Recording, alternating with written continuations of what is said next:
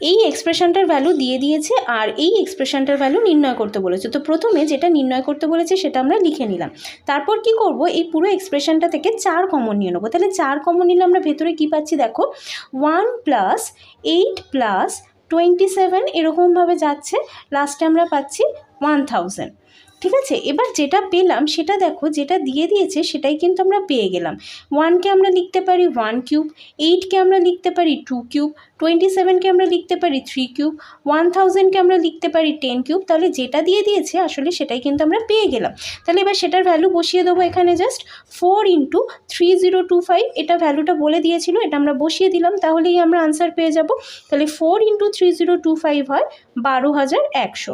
সুতরাং আমাদের সঠিক উত্তর হয়ে যাবে অপশান ডি, দ্যাট ইজ 12100। এই এক্সপ্রেশনটার ভ্যালু দিয়ে দিয়েছে আর এই এক্সপ্রেশনটার ভ্যালু নির্ণয় করতে বলেছে। তো প্রথমে যেটা নির্ণয় করতে বলে